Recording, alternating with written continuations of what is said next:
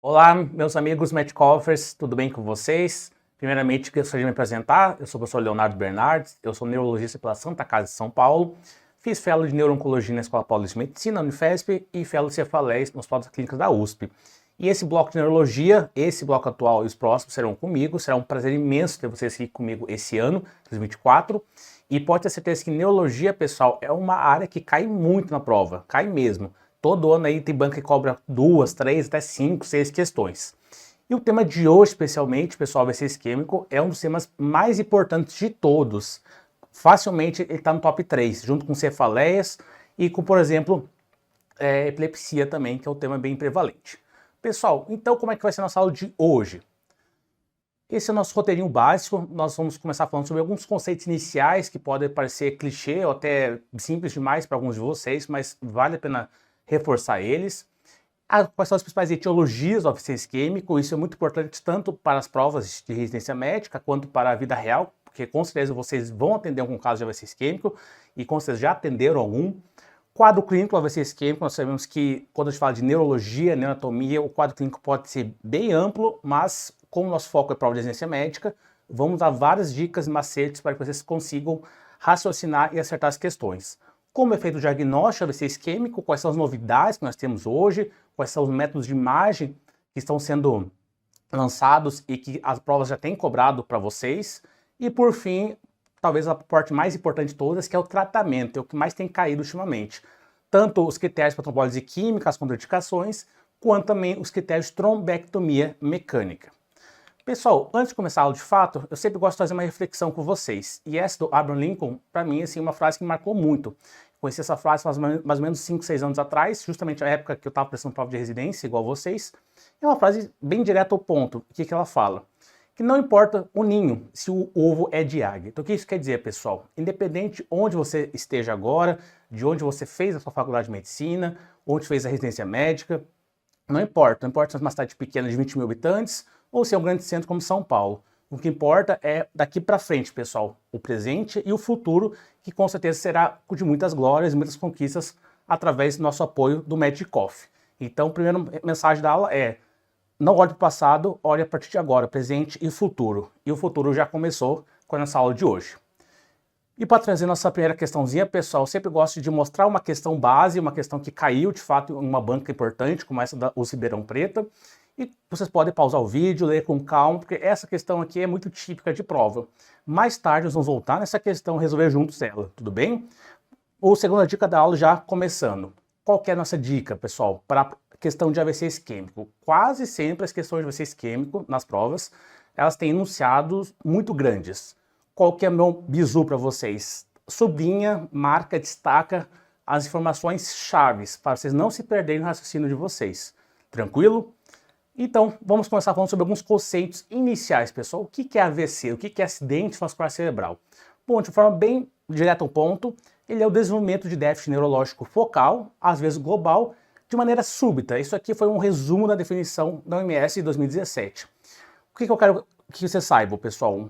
AVC, independente seja isquêmico ou hemorrágico, tem que ser a sua principal hipótese diagnóstica quando o paciente chega no pronto-socorro ou na emergência com um sintoma neurológico agudo, ou seja, até 5 minutos atrás o paciente estava bem e daqui a pouco, do nada, começou a ter uma emparesia, uma afasia, algum outro déficit neurológico. Sua primeira, segunda, terceira, até 10ª hipótese tem que ser algum evento vascular, neurovascular. E quando nós falamos de estatística, pessoal, esse dado, talvez muitos de vocês já saibam, mas é importante frisar que até 85% de todos os AVCs são isquêmicos e 15% são hemorrágicos. Isso aqui já caiu em prova, pessoal, esse dado epidemiológico, em uma alternativa. E lembrar que a cada minuto perdido no AVC, ou seja, cada minuto que você não atende esse paciente ou acaba se atrapalhando e atrasa o atendimento dele, quase 2 milhões de neurônios morrem, pessoal. E por que que tem que estudar AVC, além de todas essas questões epidemiológicas fundamentais? É porque é um tema que vai cair na sua prova, pessoal. E aqui essa imagem diz tudo. Aqui tempo é cérebro, pessoal. Cada minuto que você atrasa, que a gente atrasa o atendimento desse paciente, a chance de ele ficar com sequela neurológica, muitas vezes irreversível, é muito grande. E quais são as principais etiologias do AVC isquêmico, pessoal? Nós temos alguns scores diferentes para classificar isso, mas o mais utilizado é a classificação de Toast. E essa classificação traz para a gente 5 principais causas de AVC isquêmico. Primeira causa, aterosclerose de grandes artérias, pessoal. Por exemplo, um paciente idoso, vamos dar um exemplo de um paciente com 75 anos, que tem uma doença carotídea, tem uma suboclusão de carótida, por exemplo, tem uma semioclusão de 70% da carótida, é um fator de risco importante para AVC isquêmico. Pacientes que têm cardioembolia, pessoal, paciente com fibrilação atrial, por exemplo, como esse eletrocardiograma mostra para a gente. Esse aqui, segundo algumas biografias, é a causa mais frequente de AVC isquêmico, ganha um pouquinho da aterosclerose de grandes artérias. Temos ainda um terceiro tipo de AVC isquêmico, que é o que nós chamamos de AVC isquêmico lacunar, ou infarto de pequenas artérias. O que significa isso? É um AVC isquêmico do ponto de vista de tamanho, ele é pequeno, ele é no máximo de 20 milímetros, mas não se engane, pessoal, apesar de ser pequeno, a gente pode cursar com TFs importantes, por exemplo, um AVC lacunar de núcleo capsular, de núcleos da base, o paciente pode cursar com uma emparesia. Então, apesar do AVC ser pequeno, por definição, mas ele não significa necessariamente que é um AVC bobinho, que não vai causar nenhuma repercussão.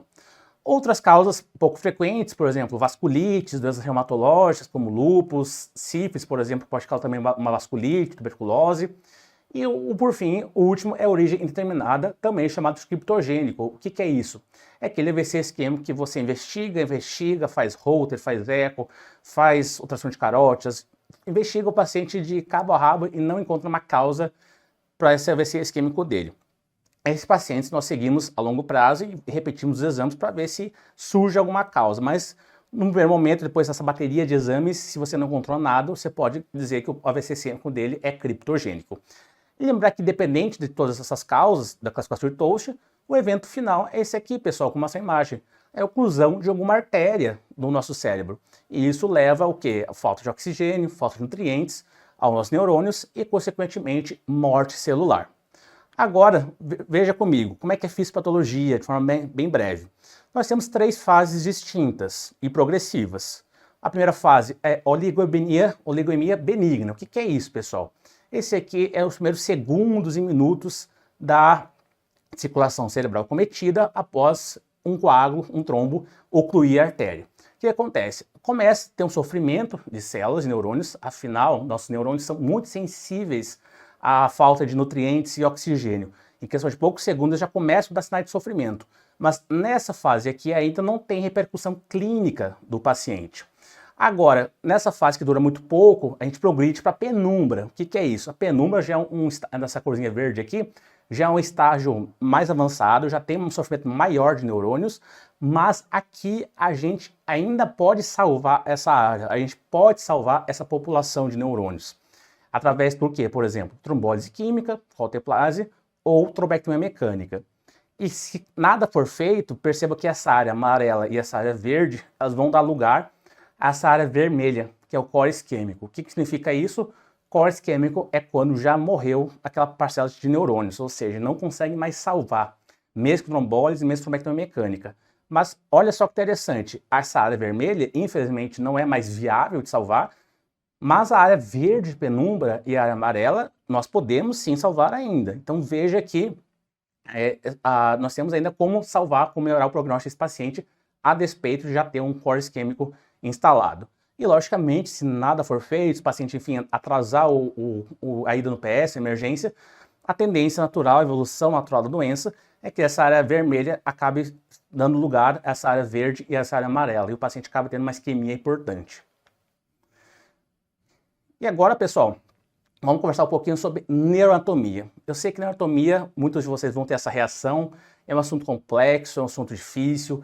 Quem já teve contato com o Ângelo Machado, o livro do Ângelo Machado, na faculdade, sabe o quão desesperador pode ser, mas nosso objetivo é simplificar as coisas, pessoal. Fique tranquilo que o que vocês vão precisar saber de neuroanatomia, eu vou falar a partir de agora.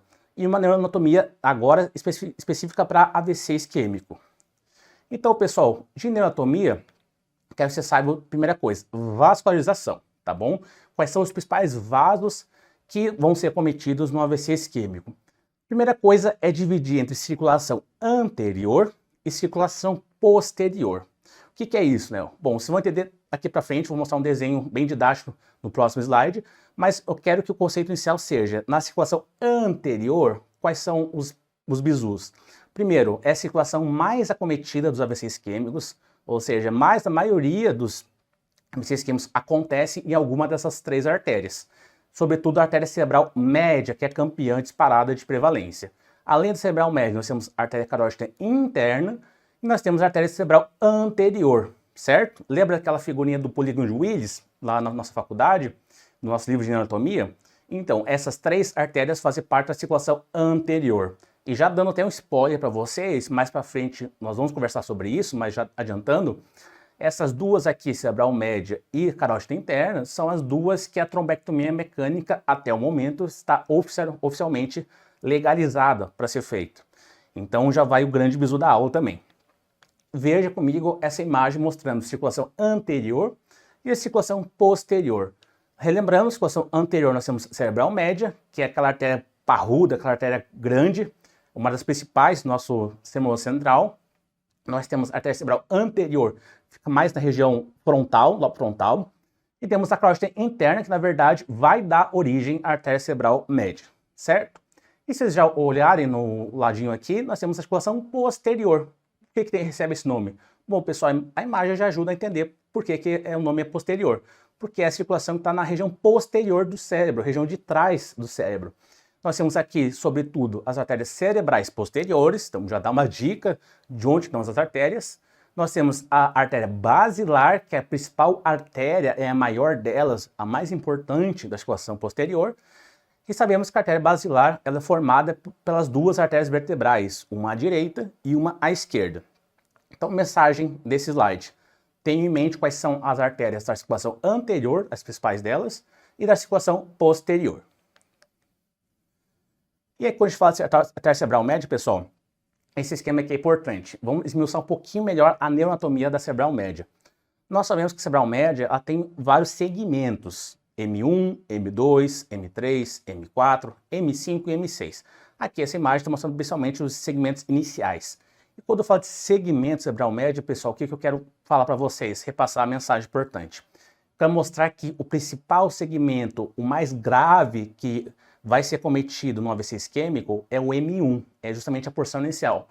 Porque concorda comigo que se tiver um coágulo aqui, um trombo aqui, se ele obstruir o começo da M1, não vai ter circulação para M2, não vai ter circulação para M3, nem para M4, nem para M5, nem para M6. Ou seja, um AVC isquêmico de M1 é gravíssimo, pessoal. É gravíssimo, o paciente vai ter, se não for tratado com trombectomia mecânica, com trombólise isquêmica, a chance de ele ter um AVC isquêmico hemisférico, que a gente fala, que é praticamente morte de quase o hemisfério todo do paciente, é muito grande. AVCs isquêmicos também que acometem a porção M1, eles podem cursar com hipertensão intracraniana, caso não sejam tratados a tempo. Então aqui já vai uma outra dica para a aula. Qual é a porção da artéria cerebral média que é viável de fazer trombectomia mecânica? É justamente aqui, a porção M1. Já temos alguns estudos em andamento mostrando benefícios para, por exemplo, M2 também, mas em guideline, o último 2019 da American Stroke Association, havia ainda o segmento autorizado é o M1 ainda, certo? E agora voltando para a circulação posterior, pessoal. Nós falamos da circulação anterior, agora na posterior. Lembra que eu falei para vocês, qual é a principal artéria da circulação posterior? É nossa artéria basilar, é maior, a mais parruda delas. Nós temos ainda a artéria cerebral posterior e as artérias vertebrais, uma de cada lado, que vão dar origem justamente para a artéria basilar. Essa imagem fica mais didática para vocês conseguirem enxergar a importância da circulação posterior.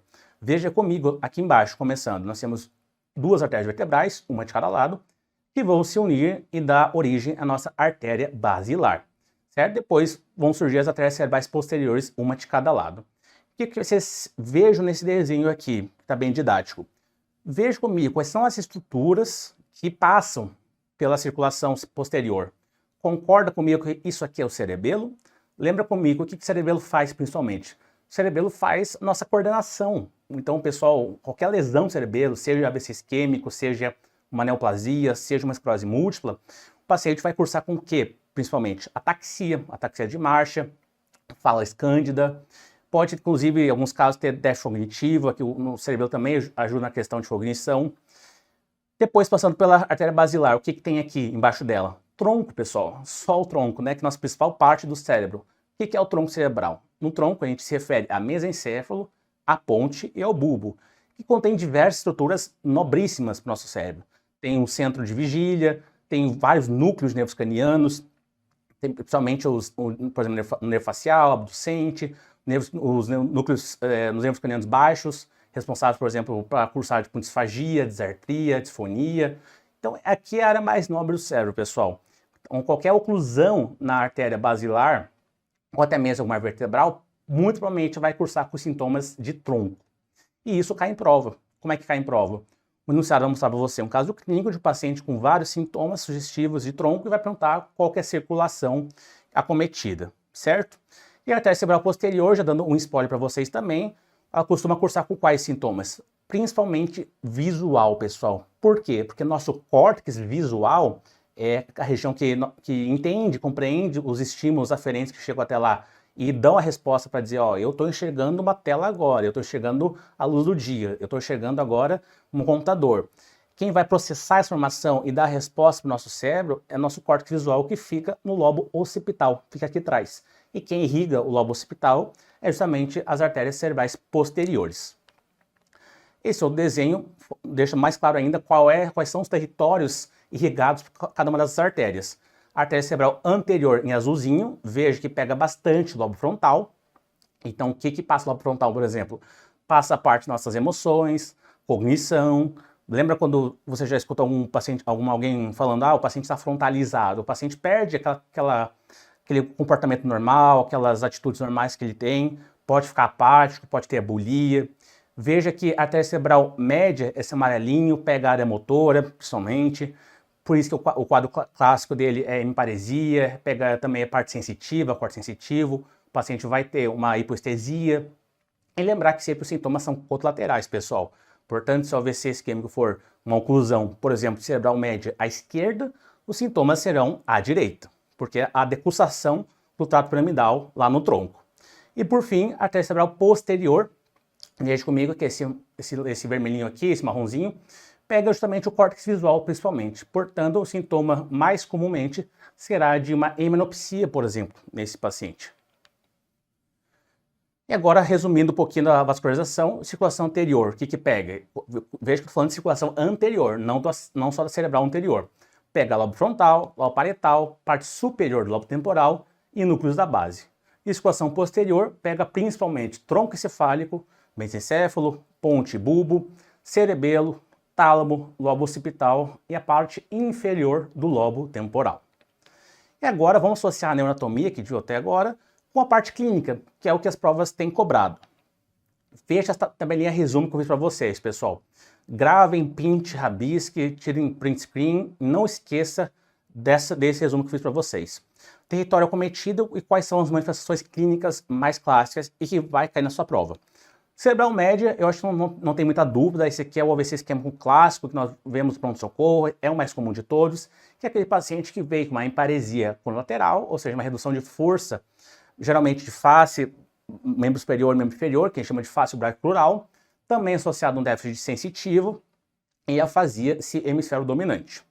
Agora que começa a ter as pegadinhas, os pulos do gato.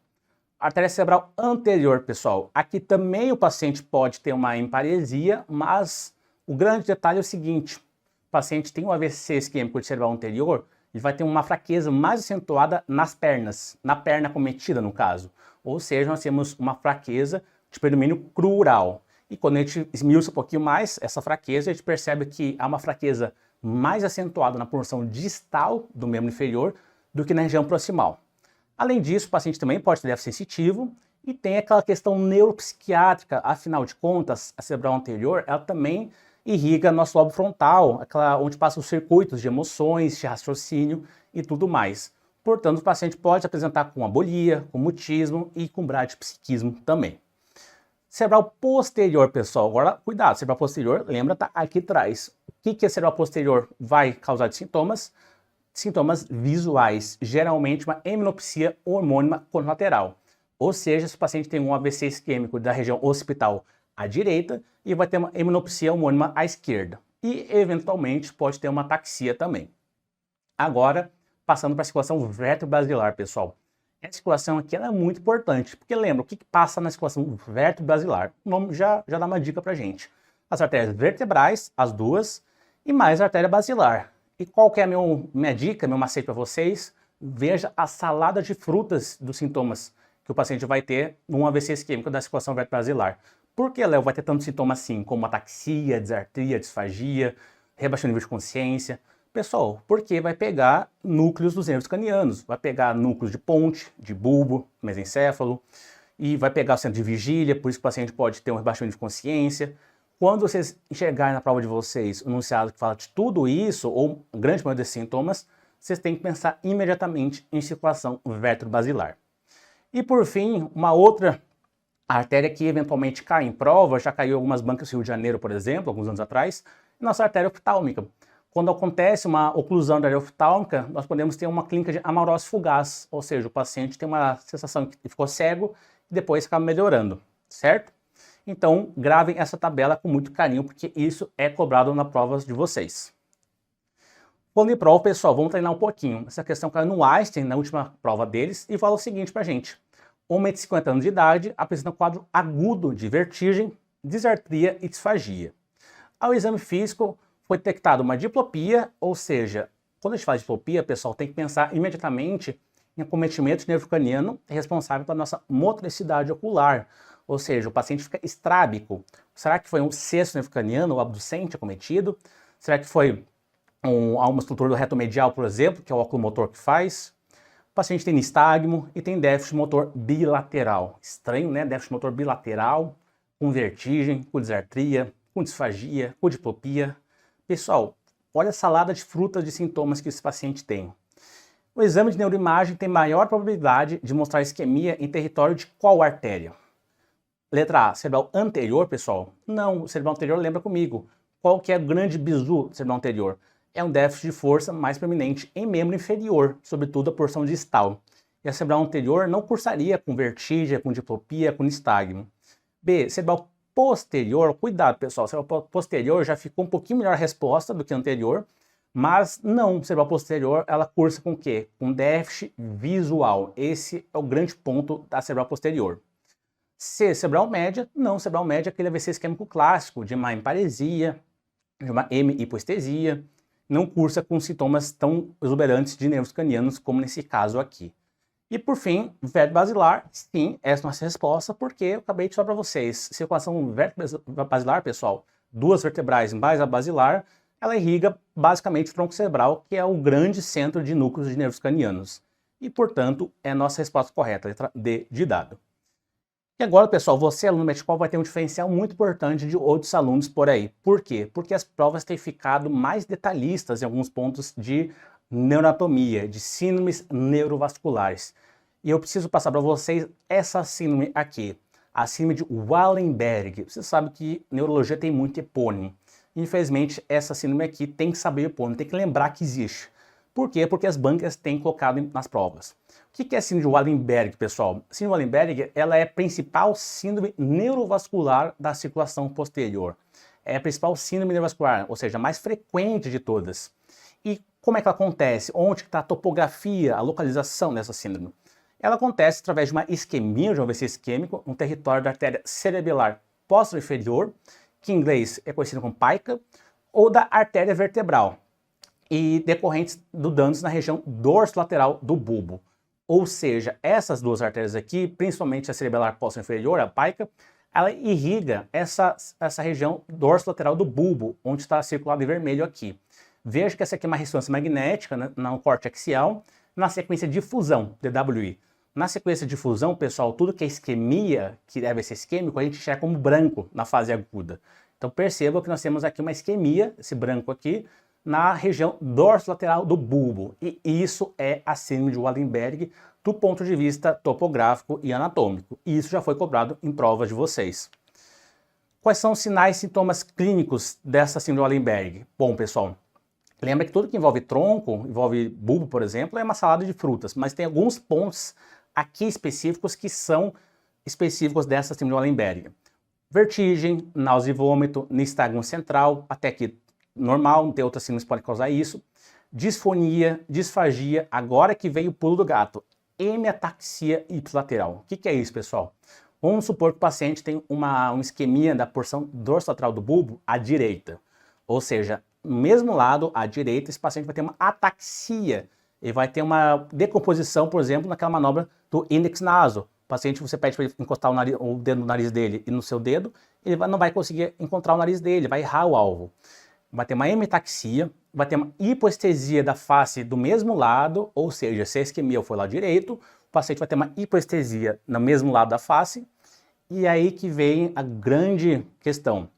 Ele vai ter também uma hipoestesia, mas do corpo contralateral, ou seja, o paciente tem uma hipoestesia da face à direita, nesse exemplo hipotético que eu estou dando, e no membro superior esquerdo e no membro inferior esquerdo, ele também vai ter uma hipoestesia. Isso nós chamamos de uma síndrome alterna, uma hipoestesia que compromete a hemiface direita e o hemicorpo esquerdo, braquiocrural. E ainda alguns pacientes podem ter uma síndrome de Horner associada. Lembra que a síndrome de Horner? Miose, pitose, anidrose, as oses da neurologia. E como que isso é cobrado em prova, pessoal? Questão super recente da Secretaria de Estado de Saúde de Goiás. Um senhor previamente hipertenso, diabético mal controlado e tabagista, ou seja, diversos fatores de risco para um acidente vascular cerebral, apresenta seu pronto atendimento com queixa de cefaleia, vertigem e parestesia facial. Na avaliação, percebe-se pitose à esquerda, redução da sensibilidade facial do mesmo lado, anisocoria, disfagia, redução da sensibilidade em membros à direita. Olha só, ele tem uma redução da sensibilidade facial do mesmo lado, que é a esquerda, e dos membros à direita. Isso aqui é uma síndrome alterna, pessoal. E qual é a principal síndrome neurovascular da articulação posterior, que cursa com uma síndrome alterna? É a síndrome de Wallenberg. Mas não é isso que a questão quer saber. A questão quer saber o seguinte: a artéria envolvida no quadro clínico do paciente é... Aqui está a prova viva que vocês têm que saber a anatomia, pessoal, nessa situação específica. Você saber o que é síndrome de Wallenberg já diferencia muito você dos outros candidatos. Mas saber a neuroanatomia envolvida no Wallenberg diferencia você assim, a quilômetros, milhas de distância. E qual é a principal artéria acometida na síndrome de Wallenberg? É a nossa letra B, artéria cerebelar posterior inferior, que em inglês recebe o nome de PICA, certo? Olha essa questão da FAMERP do 21, lá em São José do Rio Preto, uma excelente instituição, um centro hospital também de base. O que falou pra gente essa questão da FAMERP?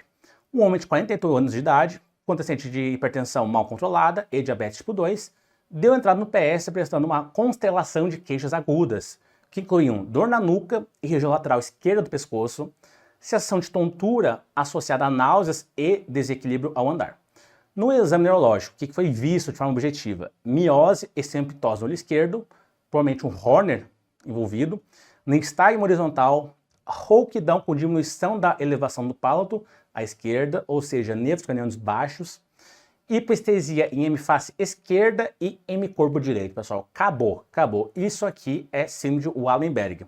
E além disso, o autor ainda complementa mostrando que o paciente tem uma decomposição movimento na manobra de índex-nariz à esquerda. Ou seja, o paciente tem uma hemataxia à esquerda, do mesmo lado da hipoestesia da hemiface esquerda. Fechou toda a tese aí para Wallenberg. Mas o que ele quer saber de fato nessa questão? Considerando tratar-se de uma lesão de etiologia vascular, de um AVC, qual é a topografia mais provável? A. Tálamo. B. Lateral da ponte. C. Dorso lateral do bulbo. Ou D, ventral do mesencéfalo, pessoal. Concorda comigo que não é aluno Metcalf, vendo uma questão dessa e desespera. Ué, onde é que está a lesão? No tálamo? Está na ponte? Está no mesencéfalo? Mas você, aluno Metcalf, a partir de agora vai acertar todas. E a resposta correta é trazer de casa, síndrome de Wallenberg acontece na região dorsolateral do bulbo. E você nunca mais vai esquecer dessa topografia. E agora, pessoal, falando um pouco da abordagem diagnóstica, como que você vai abordar esse paciente de pronto-socorro na emergência, e questão de prova, obviamente, também. Pessoal, aqui, muito cuidado, vamos seguir um passo a passo. Primeiro item importante, sempre, anamnese. Mas lógico que a anamnese, pessoal, tem que ser uma coisa bem direcionada. O que você vai pesquisar na anamnese? Tempo de sintomas, quando é que foi a última vez que o paciente foi visto bem, foi visto normal? Use anticoagulantes, se o paciente, por exemplo, usa varfarina, usa algum DOAC. Sinais vitais, inclusive glicemia capilar, pressão arterial. E exame físico direcionado, exame físico neurológico, principalmente, pessoal. Para isso, a gente utiliza, por exemplo, a escala de NIH. Segundo item importante, cuidado com os grandes imitadores de AVC, os stroke mimics. E se pudesse falar para vocês qual é um stroke mimic importante, o mais comum, tanto na nossa vida real como neurologista, quanto para a prova de vocês, é a hipoglicemia. Por isso que eu enfatizo, pessoal, não deixa de pedir e fazer a glicemia capilar desse paciente. Terceiro ponto é neuroimagem. Primeiro exame de todos, sempre TC de crânio. TC de crânio sem contraste, simples mesmo, e que o nosso principal objetivo aqui, pessoal, na TC de crânio, não é ver isquemia. Nosso grande objetivo é excluir hemorragia. Por quê? Porque só pelo quadro clínico do paciente, com uma emparesia, a gente não consegue ter certeza se isso é um AVC isquêmico ou se é hemorrágico. Então tem que fazer TC de crânio para descartar a possibilidade de hemorragia. E, por último item, ressonância de encéfalo. Ele é muito útil, mas especialmente nessa situação de wake-up stroke, que nós vamos falar a seguir. Mas wake-up stroke, já dando uma ideia para vocês, o próprio nome já sugere como que é utilizada a ressonância nesse contexto. Você já pegou algum caso no pronto-socorro, na emergência, de um idoso que foi dormir bem às 22 horas, por exemplo, e acordou às 6 da manhã, afásico e emparético? E agora, que horas que esse idoso teve o AVC isquêmico? Será que foi às 5h30 da manhã? Será que foi às 4 da manhã? Ou será que foi às 11 da noite? Então, o que vai nos ajudar a entender o tempo de evolução do AVC isquêmico é justamente a ressonância magnética. E nós vamos falar a seguir. Voltando um pouquinho para a escala de NIH, pessoal, essa escala aqui é fundamental vocês tenham em mente quais são os itens avaliados. Nunca vi nenhuma questão de prova pedir para vocês calcularem o NIH, até porque é uma escala longa, mas tem que ter noção de que quanto maior o NIH, mais grave é esse AVC isquêmico no paciente. A escala vai até 42 pontos. E outro item importante é o seguinte, pessoal. Cuidado que isso cai em prova, cai em alternativa. O NIH sozinho, o score dele, não contraindica trombólise química. Então o que acontece? Vamos dar um exemplo do paciente que vem com NIH de 25, NIH alto. Você não vai contraindicar a trombólise só por isso. O que nós sabemos é que quanto maior o NIH, existe uma maior chance, por exemplo, de sangramento pós-trombólise, de complicações pós-trombólise. Mas só esse dado isoladamente não é fator decisivo para você contraindicar a trombólise química. Veja essa questão da FAMERP mostrando uma situação do dia a dia, pessoal. Homem, um idoso, 78 anos de idade, teve um quadro súbito de hemiparesia direita e dificuldade para falar a 2 horas da admissão no PS. Guarda a informação, a 2 horas da admissão do PS, o paciente teve uma hemiparesia direita e dificuldade para falar. Qual que é a sua primeira, segunda, terceira hipótese? Aqui tem que ser um evento neurovascular, um acidente vascular cerebral. Após a realização de exame neurológico rápido, qual das seguintes condutas é a mais adequada? A. Avaliação de eletrólitos e realização de ressonância magnética de crânio com perfusão cerebral imediata? Não, pessoal. Ressonância não é nosso primeiro exame e nós não vamos utilizar perfusão cerebral para todos os pacientes. Terá um grupo de pacientes, nós vamos conversar mais adiante, que vai se beneficiar da perfusão, que é uma sequência avançada de neuroimagem, mas não é para todo mundo de forma indiscriminada, porque não precisa da sequência de perfusão. B. Avaliação da glicemia capilar, sim. E realização de eletroencefalograma na urgência, pessoal. E EEG para AVC, EEG para ver o quê? Para ver crise epilética, nada a ver com AVC isquêmico. Então corta fora a letra B. C. Avaliação de glicemia capilar, sim. E avaliação com tomografia de crânio e angiotomografia arterial. Perfeito, pessoal. Letra C, a nossa resposta da questão, mas vamos ver essa última. Avaliação de eletrólitos e coleta de líquido cefaloquidiano, pessoal, de líquor. Também não faz o menor sentido pensar em pedir líquor no contexto de AVC isquêmico agudo. Portanto, a resposta mais adequada é a letra C, de Case. E agora, pessoal, vamos começar a falar um pouquinho mais detalhes da neuroimagem no AVC. Ah, Léo, tenho que saber isso? Tem, pessoal. E não é só saber o significado, decorar o que significa cada exame. Você tem que aprender a enxergar os exames. As bancas têm cobrado imagem e não tem sido pouco não, pessoal. Isso tem sido uma tendência global de todas as bancas, sobretudo as aqui de São Paulo. Einstein, Santa Casa, HC, Ribeirão, Unicamp, tem caído demais imagem para vocês.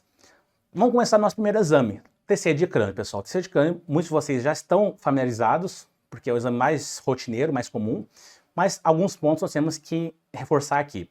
Primeiro, objetivo, repete comigo, é excluir hemorragia, não é para ver isquemia. Segundo coisa que nós podemos enxergar no TC de crânio, mas que não é o principal objetivo dela, é naqueles casos, por exemplo, do paciente que tem um AVC isquêmico, mas que já perdeu muito tempo, já está lá com déficit há 12 a 20 horas de sintomas. Aí nesses casos nós podemos já ver alguns sinais de isquemia subaguda e, portanto, podemos ver se tem algum infarto extenso, que por definição é um aspect menor que 7. O que é o aspect? calma que eu vou falar mais adiante, mas já adiantando, o ASPEX é uma escala tomográfica, que quem vai lhe ajudar a calcular é o radiologista. E é uma escala que vai até 10. Quanto maior o aspects, melhor. Quer dizer que o AVC isquêmico ele é mais agudo. E quanto mais baixo o aspects, pior. Quer dizer que o AVC isquêmico já está rolando ali há mais tempo e, consequentemente, o prognóstico desse paciente é pior. E como que eu enxergo isquemia na tomografia de crânio, pessoal? Lembra comigo o seguinte conceito. Isquemia subaguda, pessoal, recente, fica mais cinza, cinza escuro na tomografia, como mostra essa flechinha aqui, nesse território aqui de cerebral média à direita. Isso aqui seria uma tomografia clássica no paciente que, por exemplo, já tem, vamos dizer, uns 6, 10 horas de sintomas do AVC isquêmico. Se for um AVC isquêmico muito rápido, de 1 a 2 horas de evolução, você não vai chegar a isso, pessoal. A tomografia pode estar normal até 48, 72 horas. Agora, essa aqui do lado, percebam que já é um AVC isquêmico consolidado, de muitas horas de evolução, e fica mais escuro, mais preto, na mesma topografia da imagem anterior. Essa é a evolução natural. Começa dessa forma e progride para essa segunda imagem. Portanto, qual que é a mensagem dessa tomografia? Isquemia na tomografia de crânio, nós falamos que tem uma hipodensidade, uma lesão escura. Por que tem que saber isso? Porque cai em prova e para vocês não confundirem com hemorragia, com sangue, que é o contrário. Hemorragia na tomografia é branca, é uma hiperdensidade. Combinado? E agora falando do score ASPEX, que eu acabei de falar para vocês. O ASPEX, na verdade, é uma sigla desse score, do Albert Stroke Program Early CT Scoring, que foi descoberto no Canadá, foi validado no Canadá, essa escala, uma escala radiológica que vai até 10 pontos, e nós reduzimos 1 ponto para cada região acometida do AVC isquêmico. Como eu mencionei anteriormente, que vai lhe ajudar a calcular isso é o radiologista. Não vai cair na sua prova você calcular esse aspects. Isso já vai ser dado para você no enunciado da prova. E já vem aqui um outro detalhe, outro macete, pessoal. Quando mencionar aspects numa questão de prova, já liga o sinal amarelo ou até o vermelho para trombectomia mecânica, porque esse é o grande objetivo do aspects, pessoal. O aspects não é para trombólise química, é para trombectomia mecânica. Porque nós sabemos, eu vou falar adiante, que tem que ter pelo menos um aspects maior ou igual a 6 para poder o paciente ser elegível à trombectomia mecânica. Reforçando, quanto maior o score, melhor. Então, cuidado para não confundir com o NIH, que é uma outra escala clínica e que é o inverso, que com o NIH, quanto maior, pior. Aqui, quanto maior, melhor. Utilizada para detectar sinais precoces de AVC e, como eu mencionei anteriormente, ela é fundamental para selecionar os pacientes que podem ser beneficiados da trombectomia mecânica. E quais são as regiões que são calculadas no aspects? São essas aqui da imagem, pessoal. Esse aqui nós calculamos, por exemplo, os segmentos da artéria cerebral média, M1, M2, M3, M4, M5, M6. Nós calculamos também aqui o lentiforme, caudado, cápsula interna. Quem vai calcular, obviamente, é o radiologista, mas cada uma das regiões acometidas, ou seja, se na tomografia o radiologista já percebe que tem uma alteração de sinal, uma hipodensidade em uma dessas topografias, ele vai descontando pontos, certo? E agora, pessoal, angiotomografia. Angiotomografia é um complemento da tomografia de crânio. Cuidado para não confundir angiotomografia com TC, com contraste, são coisas diferentes. Nós utilizamos contraste sim para fazer a angio, mas angio, como o nome sugere, pessoal, é estudo dos vasos. Dos vasos, tanto intracranianos quanto cervicais. Por que a gente faz angio? Na verdade, para pensar também em trombectomia mecânica. Essa é a principal utilidade da angio-TC. Todo protocolo AVC de qualquer hospital tem que ter uma angiotomografia, pessoal, pensando na trombectomia mecânica. Portanto, na angio-TC arterial, nosso grande objetivo é confirmar ponto de obstrução. É um ponto de obstrução proximal, que é de M1, por exemplo, ou de artéria carótida interna. Se proximal, o paciente vai ter benefício com trombectomia mecânica. E também tem um segundo objetivo secundário, que é avaliar colaterais, que tem valor prognóstico. Ou seja, o paciente tem mais colaterais, ele tem uma melhor chance de se recuperar, de ficar com menos sequela do AVC isquêmico. E aqui, nessa angiotomografia de crânio, vou mostrar a flechinha amarela, nós percebemos um stop, uma parada, uma interrupção do contraste aqui da cerebral média à esquerda. Ou seja, aqui tem um coágulo, aqui tem um trombo e aqui está acontecendo o AVC desse paciente. Beleza? E agora falando da ressonância magnética, pessoal, que não é para todo mundo, são para casos específicos. E aqui é o primeiro caso que eu quero falar para vocês, que é o Wake Up Stroke. Quando eu falo de Wake Up Stroke, pessoal, nós temos que comparar duas sequências, que é a difusão e o flare. Por isso que o nome é mismatch difusão-flare. O que é o mismatch? Quer dizer que uma sequência vai estar positiva e a outra vai estar negativa. Qual que é a sequência da ressonância magnética? E preste atenção porque isso já caiu em prova, caiu recentemente. A mais sensível, a mais precoce de alterar no AVC isquêmico é justamente essa primeira aqui, que é a sequência difusão. E lembra que eu falei para vocês que a sequência de difusão, ela brilha. Onde tem isquemia, brilha. Então, essa ressonância magnética mostra uma isquemia de artéria cerebral média à esquerda. Está brilhando. E qual é a grande dupla, o yin e yang da difusão? É o ADC. O ADC fica preto. Difusão branca, ADC é preto. Isso aqui, essas duas imagens em conjunto, mostram que existe uma isquemia verdadeira, um AVC isquêmico verdadeiro que está em evolução, certo? Então guarda esse conceito, sequências mais sensíveis, mais precoces na ressonância, DWI, difusão, que brilha, é branco, e ADC, que fica escura. E agora, como que é esse mismatch, pessoal? Olha só que interessante essa imagem aqui de baixo, vários exemplos. Nós temos aqui uma alteração do sinal na difusão, veja que está branquinho aqui, e no flare. Opa, no flare, pessoal, está normal. O que isso quer dizer? Difusão alterada e flare normal. Quer dizer que o AVC isquêmico, pessoal, ele está acontecendo a menos 4 horas e meia. E qual que é a implicação clínica disso? Que esse paciente deve receber trombólise química, esse paciente tem elegibilidade para trombólise química. Veja esse outro exemplo aqui de baixo. Esse aqui é um pouco mais sutil, uma isquemia bem na região núcleo capsular à esquerda, e no flare não tem uma representação da mestopografia. Agora veja uma situação que não tem mismatch difusão flare. Veja que na difusão nós temos aqui o brilho, a lesão branca, que quer dizer isquemia, no flare já aparece essa mesma lesão. Esse paciente, infelizmente, já tem uma isquemia maior que 4 horas e meia e, portanto, não é elegível à alteplase, à trombólise química. Então não esqueça essa situação que vem caindo cada vez mais nas bancas de emergência médica.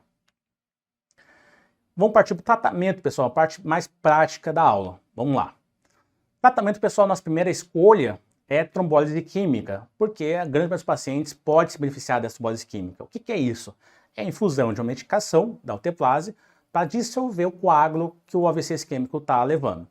Quais são os pacientes que devem ser incluídos na trombólise química? São os pacientes que têm déficit neurológico até 4 horas e meia e sem contraindicações. Calma que eu já vou mostrar a lista de contraindicações, é uma lista que não é tão pequena assim, mas tem algumas contraindicações que são clássicas de prova. Qual é a grande medicação que nós fazemos para a trombólise química? É a alteplase, cujo nome farmacológico é ativador do plasminogênio tecidual. Lembrar da dose 0,9 mg por quilo e um máximo de 90 mg. Naquele paciente obeso, você não vai fazer acima de 90 mg, você tem que calcular o peso ideal dele. E como que nós vamos administrar essa medicação? Medicação que é feita por via endovenosa, 10% da dose você vai calcular em bolos e o resto em 1 hora em bomba de difusão contínua. Agora, esse item aqui, pessoal, por favor, não esqueçam. De novo, rabisque, sublinhe, tire foto, tire print screen, mas não esquece. Você só pode começar a trombólise química desde que a pressão arterial do paciente seja a sistólica menor que 135 e a diastólica menor que 110. Não é ou, é e. Tem que estar menor. Por quê? Porque se fizer a trombólise acima dessa PA, a chance de hemorragia é muito grande, pessoal. Que é grande complicação da trombólise química. Portanto, tem que saber valor pressórico quando a gente fala de aula de AVC isquêmico, pessoal, porque isso é fundamental para acertar as questões. Veja essa questão da USP Ribeirão Preto, foi aquela questão que nós começamos a aula. O que já chama atenção nessa questão de cara? Tem imagem, pessoal. Mas calma que eu sempre falo nas minhas aulas, as imagens estão aqui para ajudar vocês e não para atrapalhar. Homem idoso, 70 anos de idade, foi dormir assintomático às 22 horas. Ao acordar, levantou normalmente e foi tomar café às 7 horas. Cuidado, aqui o autor, inicialmente, a gente até começaria a pensar no wake up stroke, porque a história clínica dele é clássica, foi dormir bem e acordou com o déficit. Mas aqui o idoso acordou bem e foi tomar café às 7. Enquanto conversava com o filho, apresentou subitamente uma atividade para levantar o braço esquerdo e fala enrolada. Chegou no pronto-socorro e às 8 horas na avaliação médica, ou seja, ele demorou 1 hora de ictus, desde que teve o sintoma neurológico até ser avaliado, foi observado o seguinte: o paciente estava bom em estado geral, curado, hidratado, 2 bolhas rítmicas, fonéticas, sem sopros, frequência cardíaca de 80 batimentos por minuto e PA 200 por 100, pessoal. Presta atenção nessa PA. Hemiparesia esquerda, dificuldade na fala, com desvio de rima labial para a direita, ou seja, paralisia facial à esquerda. O filho negou sangramentos ou cirurgias recentes. Os exames dele à beira-leito foram hemoglobina de 12, leucócito 9.000, plaquetas 160.000, NR de 1, glicemia 110. Tomografia de crânio abaixo. Qual é a conduta mais adequada nesse paciente? Pessoal, o paciente está com o ictus aí de 1 hora de evento de AVC isquêmico. Vamos trombolizar? Cuidado, vamos para o PARTS. O que essa tomografia mostra para a gente, pessoal? Tomografia, na verdade, a qualidade está ruim da imagem, mas nem sempre as fotos da prova de vocês vão estar muito bonitas mesmo. Mas que a gente consegue já ver de cara que não tem hemorragia, pessoal. Não tem nada branco aqui. A tomografia de crânio está normal do ponto de vista neurovascular. Ou seja, esse paciente é elegível sim à trombólise química. Mas cuidado, qual que é o grande detalhe dessa questão aqui? E que já caiu recentemente no Einstein também, uma questão muito parecida, é essa pressão arterial, pessoal, 200 por 100. A gente não pode trombolizar esse paciente até reduzir a PA abaixo de 185, 110. Então, qual é a cultura mais adequada? Nitroprussado endovenoso, Nipride, sim. Nipride é nossa grande droga para reduzir a PA do pronto-socorro, é o que nós temos mais disponível. B, AS, não, pessoal, AS a gente não vai fazer na fase aguda do AVC. Ainda mais um paciente que tem possibilidade de fazer uma trombólise química, como esse caso aqui desse senhor. C, trombólise com alteplase, cuidado, depois que a gente reduzir a PA dele, aí a gente pode fazer a trombólise. E D, heparina plena, não faz sentido a gente fazer anticoagulação nesse contexto do AVC isquêmico agudo, pessoal. Anticoagulação aqui no AVC isquêmico é diferente do infarto. A gente não tem pressa para fazer anticoagulação aqui. Anticoagulação é uma medida mais posterior, mais para depois, beleza? Então a resposta correta é a letra A, Nipride, para reduzir essa pressão, e aí depois a gente pode trombolizar esse paciente. E agora eu introduzo para vocês as principais contraindicações da trombólise. Esse aqui é um dos principais slides da aula inteira, pessoal. Vamos lá, quais são os mais comuns de cair em prova? O primeiro aqui, pressão arterial sistólica acima de 75 ou diastólica acima de 110. Nós já havíamos comentado anteriormente. Você tem que reduzir essa PA com Nipride para depois trombolizar o paciente. 2. AVC isquêmico ou TCE grave nos últimos 3 meses. Léo, tem que saber 3 meses essa data? Tem, pessoal. Porque as bancas falam, por exemplo, o paciente teve um AVC isquêmico há 4 meses. Tromboliza ou não tromboliza? O paciente tem um AVC isquêmico há 1 mês. Tromboliza ou não tromboliza? Tem que saber essa data, 3 meses. O terceiro item é parte que eu falo que é hematológica, ou seja, são situações, pessoal, que consequentemente, se você fizer alteplase, o paciente vai sangrar para chuchu. Não precisa ser todos esses itens aqui, mas qualquer um desses já contraindica a trombólise química. Plaquetas abaixo de 100.000, INR acima de 1,7, então cuidado dos pacientes que usam varfarina. TTPA acima de 40, uso de DOAX nas últimas 48 horas. Heparina de baixo peso molecular em dose plena nas últimas 24 horas, ou seja, aquele paciente que usou o Clexane em dose profilática para VP recentemente, ele pode receber alteplase. A gente só não tromboliza se for uma heparina de dose plena mesmo, certo?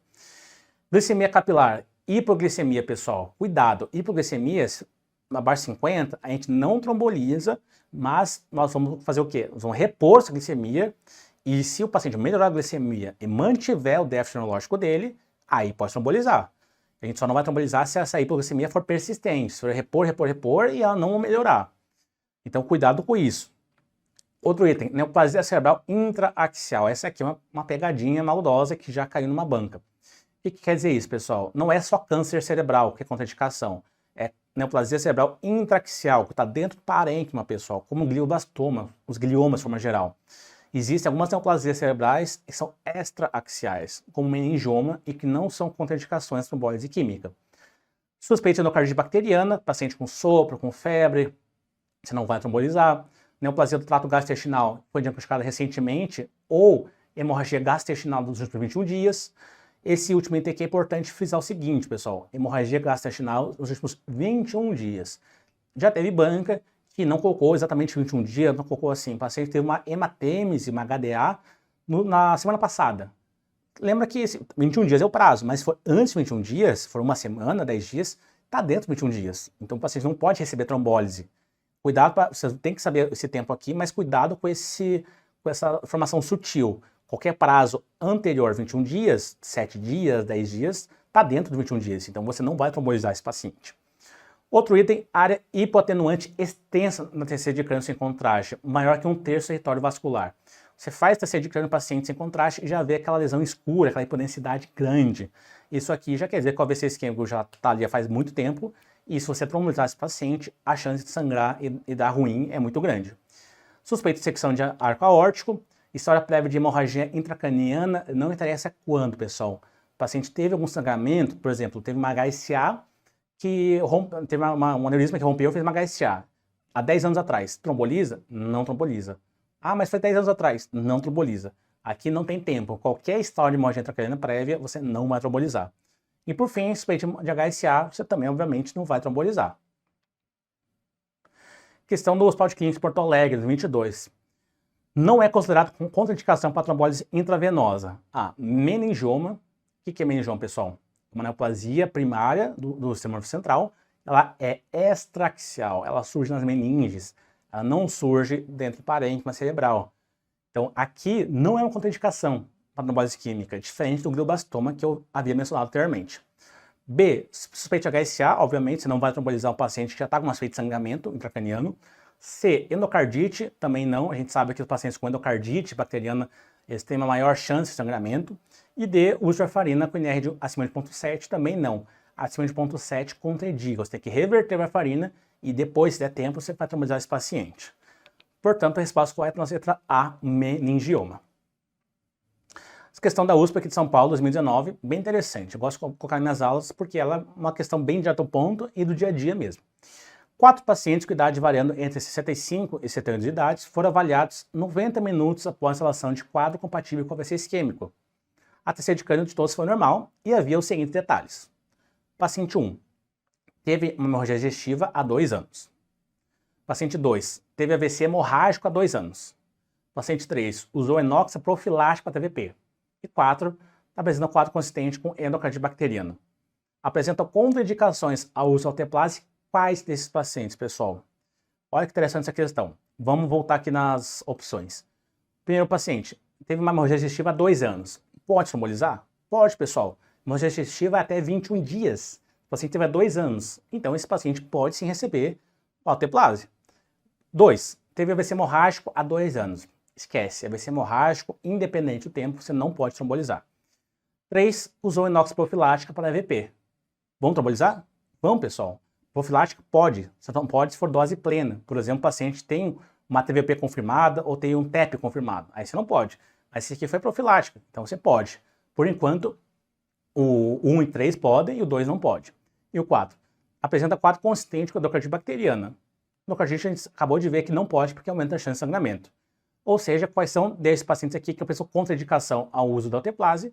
São os pacientes número 2 e número 4. Portanto, resposta correta, nossa letra C de casa. Questão da USP de novo, e aqui vale aquela ideia que eu vou para vocês o seguinte, que questão de AVC isquêmico, pessoal, independente da banca, são enunciados grandes, e na USP São Paulo não é diferente. Vamos sublinhar os detalhes, as informações que são cruciais para a gente acertar essa questão. Homem, 52 anos de idade, vem ao PS às 7h30, trazido por familiares porque acordou às 6h30 com dificuldade para movimentar os membros do lado esquerdo do corpo. Foi dormir ontem às 11h30 da noite, sem sintomas. E agora? Que horas foi esse AVC isquêmico desse vozinho? Não é tão vozinho assim, né? 52 anos de idade, mas que horas foi o AVC isquêmico desse paciente? Antecedentes, hipertensão, diabetes, lipidemia, exame clínico PA 160 por 100, frequência cardíaca 82, respiratório 18, saturação normal 96% e temperatura normal também. Glicemia capilar 162, normal também. Escala de coma de Glasgow 15. Hemiplegia esquerda desproporcionada, sem afasia ou negligência. 1NH de 6. Ritmo cardíaco regular, restante do exame normal. Foi realizado TC de crânio e angiotomografia que não demonstraram alterações observáveis. Aspects de 10. Ou seja, pessoal, isso aqui já é um indicativo que o AVC isquêmico desse paciente ele é bem agudo mesmo e não tem obstrução de grandes vasos. Essa informação aqui não está em amarelo por acaso, pessoal. Significa o seguinte, que o paciente não tem critérios para trombectomia mecânica, apesar do ápice igual a 10. Por quê? Porque não tem oclusão de M1 e nem de carótida interna. O próximo passo no atendimento desse paciente é a trombectomia em caso de mismatch em exame de neuroimagem avançada. Não, acabei de falar para vocês, esse paciente não tem critério de trombectomia mecânica, porque não tem oclusão de M1 nem de carótida interna. B, trombólise em caso de mismatch em exame de neuroimagem avançada. Sim, pessoal. O que quer dizer com essa letra B? Esse aqui é o caso clássico de wake-up stroke. Esse paciente com certeza vai se beneficiar da difusão e com flare. Se tiver restrição de difusão na sequência WI e não tiver no flare, quer dizer que o AVC dele é menos de 4 horas e meia, portanto esse paciente deve receber a trombólise química. C, trombólise imediata, não, porque a gente tem que ver se tem um mismatch de difusão flare. Caso não tenha, esse paciente não pode receber trombólise. E D, AS, não, pessoal, o AS a gente faz com profilaxia secundária naqueles pacientes que não puderam receber a trombólise química ou naqueles que receberam a trombólise química depois de 24 horas, a gente também associa. Nesse caso, a resposta correta é a nossa letra B de bola. E uma novidade que eu trago para vocês, pessoal, que pode ser que caia na prova porque é um assunto novo na neurovascular. A neurologia vascular é uma das áreas que mais tem avançado nos últimos anos, nos últimos meses. A gente, digamos que é muito parecido com a cardiologia, na parte do tratamento do infarto no miocárdio. Então começa com uma droga, lá atrás, por exemplo, estreptoquinase para IAM, aqui no AVC para alteplase, mas agora tem surgido um novo agente, um novo big player, que é a tenecteplase. Já saiu em 2023 um guideline novo da Sociedade Europeia de AVC, falando sobre as recomendações da tenecteplase, e em 2022 um guideline canadense também já atualizou com recomendações sobre tenecteplase.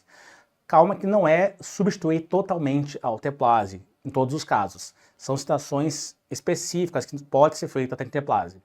Nossa principal referência em prova, pessoal, biografia, é o guideline da Sociedade Americana de AVC e da American Heart Association, que foi em 2019. Já está um tanto quanto defasada. Mas nessa 2019 ainda não estava muito bem definido o uso da tenecteplase.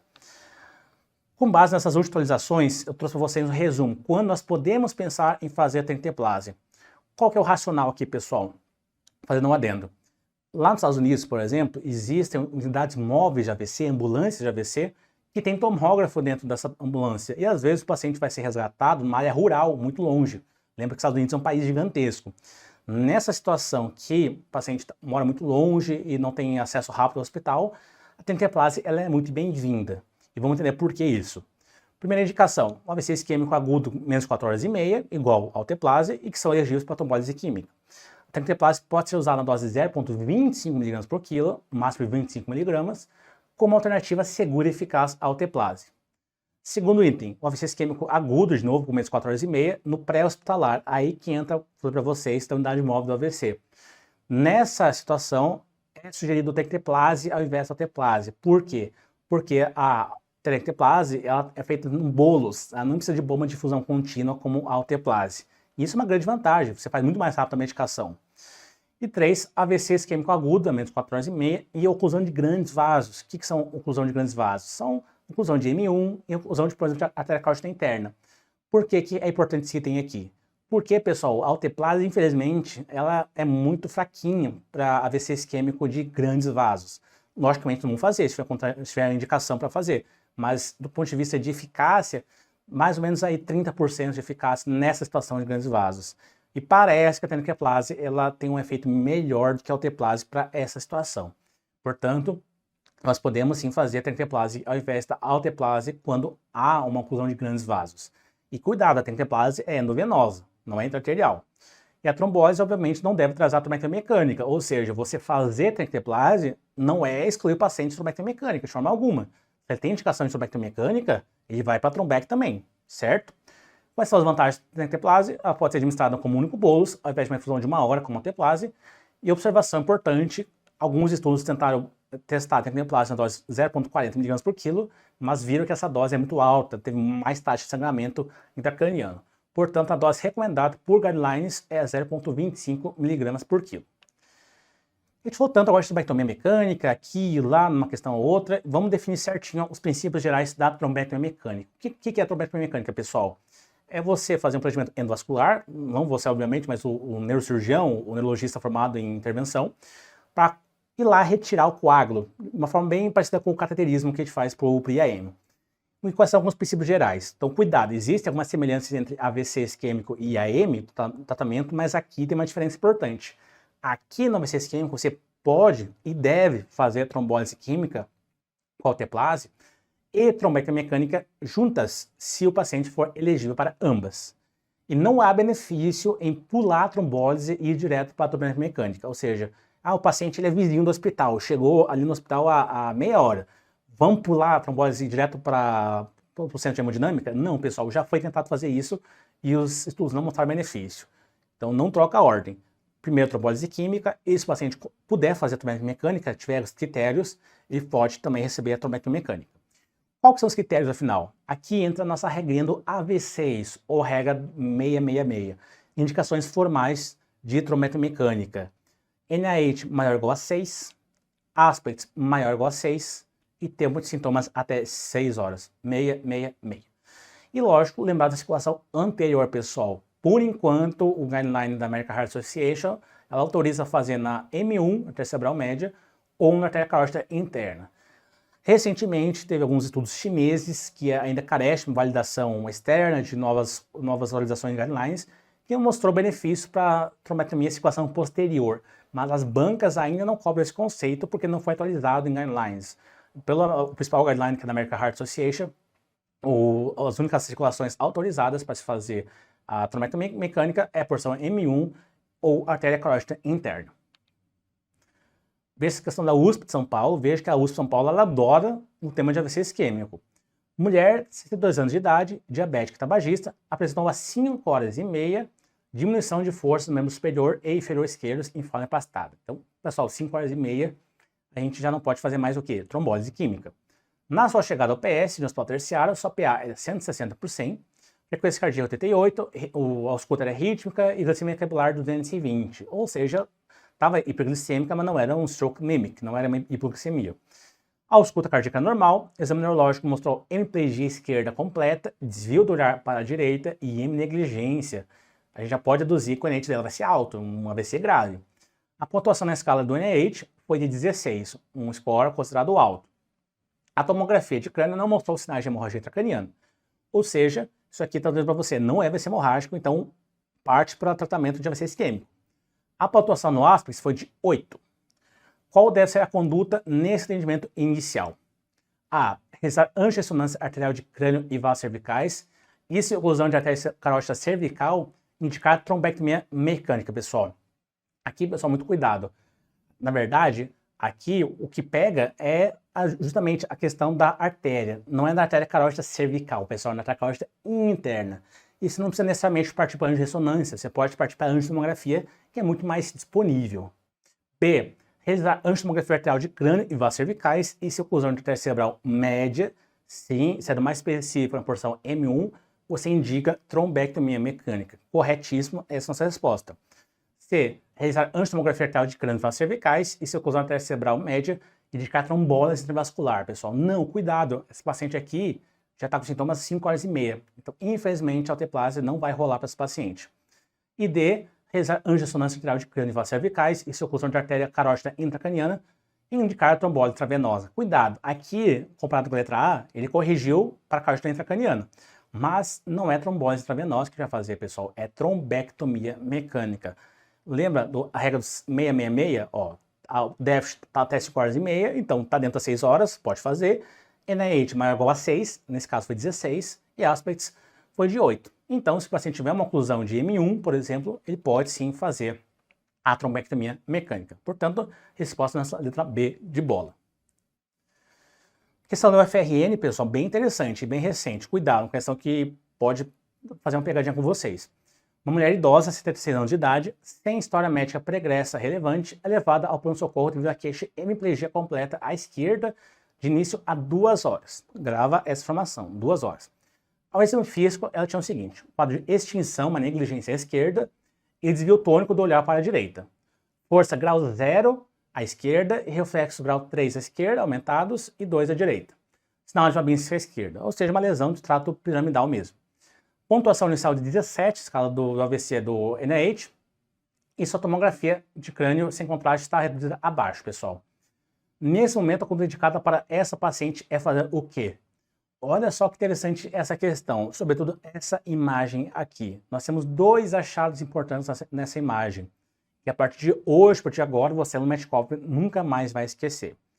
Vamos começar por essa aqui, uma TC de crânio simples, sem contraste, que a gente enxerga o quê? O que é essa coisinha branca brilhando aqui nos nossos olhos, pulando nos nossos olhos?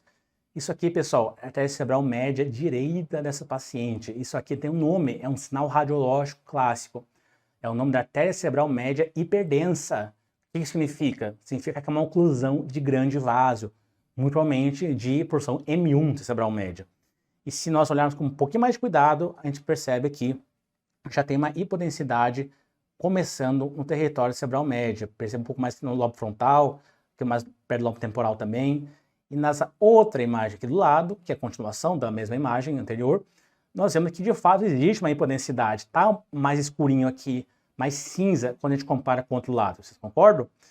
Percebe também que quando tem uma isquemia aguda, pessoal, a gente consegue enxergar menos os sulcos e os giros do paciente. Veja no outro lado como a gente consegue enxergar bem certinho os sulcos e os giros.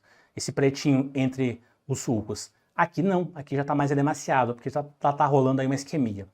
Portanto, já tem sinais de uma isquemia grande, diga-se de passagem, maior que 1/3, e temos o sinal da artéria cerebral média hiperdensa. O que isso quer dizer, pessoal? Que a gente não pode trombolizar essa paciente, apesar de o DEF dela ser a 2 horas. Então, qual que é a melhor conduta para essa paciente, pessoal? A melhor conduta é fazer trombectomia mecânica. Essa paciente com esse sinal aqui da cerebral média hiperdensa já significa que tem uma oclusão de grande vaso. B, alteplase, pessoal, cuidado, como falei para vocês, não é indicado, apesar das 2 horas, porque já tem sinais tomográficos que já mostram uma isquemia importante, maior que 1/3 do território arterial. Se é telangiectase interarterial, pessoal, cuidado, essa aqui poderia deixar com uma certa pulguinha atrás da orelha. Telangiectase poderia ser uma opção, porque é uma oclusão de grande vaso, mas não é interarterial, é endovenosa. E craniectomia descompressiva, pessoal, não. Vocês vão ver a seguir que craniectomia descompressiva é uma medida que não é concorrente da trombectomia e nem da trombólise química. Ela é uma medida para aqueles pacientes que estão com hipertensão intracraniana e que aumenta a sobrevida deles. Mas não vai ser a sua primeira escolha de cara um paciente que pode receber trombectomia mecânica ou trombólise química. E agora eu vou falar de uma segunda peculiaridade da ressonância magnética, pessoal. Um outro mismatch. Então lembra comigo, a gente já revisou o mismatch de fusão flare. Agora tem nosso segundo mismatch da aula. Mismatch de fusão-perfusão, que é o difusão DWI, a sigla para difusão, e PWI, que é perfusão. Qual que é o objetivo desse mismatch? É avaliar a trombectomia numa janela estendida, acima de 6 horas, pessoal. Os grandes dois estudos que mostraram benefício para esse público de pacientes foram o Trial Down e o Trial Diffuse 3, que mostraram que os pacientes que tiverem esse aspecto de imagem aqui, eles podem se beneficiar de trombectomia mecânica mesmo além de 6 horas. O que essa imagem mostra pra gente? Bom, quando você bater o olho nessa imagem aqui, já tem que identificar de cara que isso aqui é perfusão. Por quê? Perfusão mostra o seguinte, pessoal, mostra verde e vermelho. Vermelho é a área que já morreu, é o core isquêmico, já foi, não dá para salvar mais. Mas esse verde aqui, pessoal, é penumbra. Isso aqui você pode e deve salvar esse paciente. Veja que aqui no lado esquerdo é sequência de fusão, já tem uma restrição de fusão, esse branquinho aqui, que é o core isquêmico, que é a área que já foi embora, mas a perfusão ela é capaz de mostrar para a gente a área de penumbra, a área que nós podemos salvar. Então, um paciente que tiver uma área pequena de core isquêmico e uma área grande de penumbra, ele pode sim ser elegível à trombectomia mecânica. Será que isso cai em prova, pessoal? Caiu recentemente na UERJ. Homem de 58 anos de idade procura emergência por lá de ter acordado às 7 horas da manhã com paralisia do lado direito do corpo. A anamnese dirigida referia que deitou para dormir às 22 horas do dia anterior, sem déficit. Ele é hipertenso e diabético com as comorbidades bem controladas. O exame neurológico evidenciava emparesia fácil braquial direita, e a angiotomografia dele não tinha sinais de sangramento, ou seja, não era AVC hemorrágico, e evidenciava oclusão da artéria cerebral média à esquerda em sua porção M1. Pessoal, leiam de novo. evidenciava oclusão da cerebral média esquerda em sua porção M1. Quando cai isso para vocês na questão de prova, isso aqui está dizendo para você o seguinte, ó, pensa em trombectomia mecânica imediatamente. Foi encaminhado para a ressonância magnética de crânio, que revelou mismatch de fusão-perfusão. Ou seja, o paciente tinha uma pequena área de isquemia, de infarto, na verdade, de morte neuronal, e uma grande área de penumbra ainda para ser salva. Nesse caso, a cura terapêutica mais importante é A, anticoagulação plena, B, trombólise, C, trombose mecânica ou D, anticoagulação plaquetária. Pessoal, não tem dúvida, quando fala de mismatch de fusão-perfusão e oclusão de M1, nós temos que indicar trombectomia mecânica para esse paciente, beleza? E agora para aqueles pacientes que não são elegíveis a trombólise química, nem trombectomia mecânica e já tem um AVC isquêmico há mais de 4 horas e meia. Nós aí sim iniciamos o AS na dose 75 a 300 mg por dia, existe essa variação de temperatura. Geralmente a prática médica nós fazemos 100 mg, e se o AVC isquêmico for minor, que é aquele que tem um NIH menor ou igual a 4, nós devemos na verdade fazer dupla anticoagulação plaquetária por 21 dias e depois manter só o AS. Quando o AVC isquêmico é minor, ele é um tratamento exatamente igual ao AIT de alto risco. Quando nós temos diante desse paciente que não vai fazer trombose, não fez trombose dentro da mecânica, nós temos que ter uma permissão, temos que tolerar uma PA maior. Porque se a gente reduzir essa PA, vai aumentar a isquemia nesse paciente, vai piorar a área de penumbra desse paciente e ele vai ter um infarto maior. Portanto, nós só podemos reduzir a PA se a sistólica for superior a 220 ou a diastólica superior a 120. Isso aqui caiu no Santa Casa de São Paulo alguns anos atrás. Anticoagulação plena, aqui que vai outra informação fundamental, pessoal.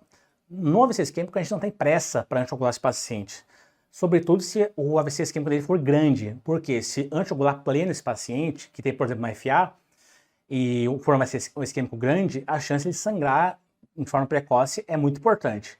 Quais são as recomendações atuais que nós temos quanto a isso? Segundo a American Stroke Association e a ARRA, nós temos que aguardar de 4 a 14 dias. Então é um intervalo relativamente grande.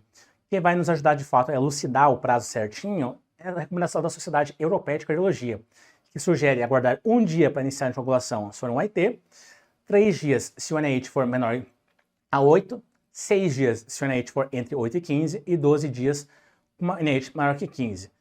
De forma prática, pessoal, como que a gente faz? Se for uma AVC isquêmico grande, uma área isquêmica extensa, você espera pelo menos aí uns 10 a 12 dias, até 14 dias para anticoagular esse paciente. Se for AIT, 24 horas depois você já pode anticoagular.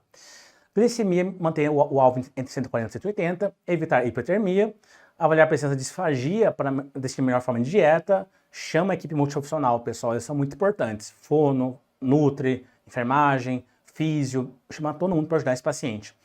E O2, suplementar caso a saturação abaixe menos de 95%. Por fim, pessoal, não menos importante, cranioectomia compressiva sempre cai nas opções de prova de vocês e para vocês nunca mais errarem. O que é isso, cranioectomia compressiva?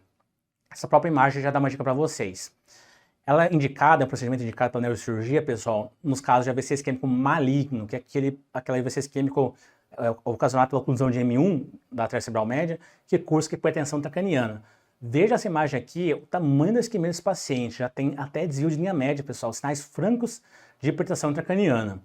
Nesse caso, a equipe da neurocirurgia vai lá e remove parte do crânio desse paciente, nesse lado da isquemia, para aliviar a hipertensão intracraniana. E aqui o resultado final desse procedimento da cranioectomia compressiva. Veja que os ventrículos estavam colabados, estavam já desviados para o outro lado, já retornaram à sua posição normal e já não tem tanta hipertensão intracraniana. Mas é para todo mundo que vão indicar esse procedimento, pessoal? Não, não é para todo mundo. É para pacientes abaixo de 60 anos de idade e que tem até 48 horas do início dos sintomas. E o fundamental aqui é reforçar o seguinte: você não vai optar, será que eu faço trombólise ou trombectomia ou cranioectomia compressiva? Pessoal, a cranioectomia compressiva é uma medida de desespero. É quando o paciente não melhorou mesmo com trombólise química, mesmo com trombectomia mecânica, e se não conseguiu fazer, ou se não conseguiu fazer nenhuma das duas opções. Aí você pensa em cranioectomia compressiva. A cranioectomia compressiva nunca vai ser a sua primeira opção de cara. O paciente chegou, eu vou fazer logo uma cranioectomia compressiva. Não, ver esse paciente não é elegível para trombólise, colteplase ou para trombectomia mecânica. E por que falar tudo isso, pessoal, para vocês? Porque caiu em prova. Caiu na Unesp Botucatu recentemente, esse caso de homem de 58 anos de idade, foi encontrado na cama pela manhã com rebaixamento de consciência e incapacidade de mover o gemídio esquerdo. Exame físico, regular estado geral, sonolento, glácol de 12 e NIH de 21. Então veja o tamanho da isquemia desse paciente. E TC de crânio na imagem a seguir. O que a gente percebe? Uma imagem muito parecida com o slide anterior, pessoal. Olha o tamanho da isquemia, essa hipodensidade no território cerebral média à direita. Nesse caso, a conduta é trombólise venosa. A gente não sabe o tempo desse paciente, já tem essa grande imagem isquêmica, então não pode ser trombólise venosa. B, tromboembolia mecânica, pessoal? Não, pessoal. Esse paciente aqui já perdeu time tromboembolia mecânica. C, crânio compressiva, sim, é a nossa medida de escolha para aumentar a sobrevida desse paciente. E D, manitol e silênio hipertônica, não, apesar de ser medidas para hipertensão intracraniana, mas nesse contexto aqui, a crânio compressiva ela é superior. Portanto, a resposta correta, nossa letra C de casa. E para resumir, pessoal, sintetizar tudo que a gente conversou até agora sobre AVC isquêmico. Primeira coisa, chegar ao tempo dos sintomas sempre. Viu anunciar a prova de vocês? Sublinha, risca o tempo dos sintomas. Lembrar das contraindicações da trombólise química, que volta e meia cai nas provas. Se fornecido, checar, sublinhar glicemia capilar, INR e plaquetas, que são as principais contraindicações que podem estar alteradas nesse contexto. E tromboembolia mecânica apenas para a circulação anterior, M1, carótida interno. E lembrar da regra do 666, NIH maior ou igual a 6, aspect maior ou igual a 6 e tempo até 6 horas de evolução. Por hoje era isso, pessoal. Obrigado a todos pela atenção e fico à disposição para as dúvidas. Até mais.